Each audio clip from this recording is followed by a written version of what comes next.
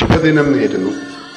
വളരെ പണ്ട് നാം ആസ്വദിച്ചിരുന്ന ഒരു പാട്ട് കാലങ്ങൾക്ക് ശേഷം വീണ്ടും കേൾക്കുമ്പോൾ നാം അനുഭവിക്കുന്ന സന്തോഷം അത് തിരിച്ചറിഞ്ഞു എന്നതിലാണ്. ക്രിസ്തീയ ജീവിതം എന്നത് ഇത്തരം ഒരു തിരിച്ചറിവാണ്. പാപം മൂലം നമ്മൾ വിസ്മരിച്ചു കളയുന്ന ആ സ്വർഗീയ സ്നേഹ സംഗീതം ആരാധന വഴി വീണ്ടും നമ്മുടെ ഉള്ളിൽ മുഴങ്ങാറുണ്ട്. അതുണർത്തുന്ന സന്തോഷം ആത്മീയമാണ്, പക്ഷേ ശ്രദ്ധയുണ്ടാവണം. മനോഹരമായ പാട്ടിൻ്റെ പല്ലവി കേൾക്കുമ്പോൾ നാം അതിൻ്റെ ചരണത്തിനായി കാത്തിരിക്കും. അതുപോലെയാണ് ഒരു വിശ്വാസിയുടെ ജീവിതവും. ഈ ലോകത്ത് നാം കേൾക്കുന്ന മനോഹരമായ സ്നേഹസംഗീതവും അനുഭവിക്കുന്ന കരുതലുമെല്ലാം വരാനിരിക്കുന്ന ശ്രേഷ്ഠ സ്വർഗീയ ഗീതത്തിൻ്റെ വെറും പല്ലവികൾ മാത്രമാണെന്ന് ഓർക്കുക. ദേവസംഗീതാർദ്രമാവട്ടെ നമ്മുടെ ജീവിതം.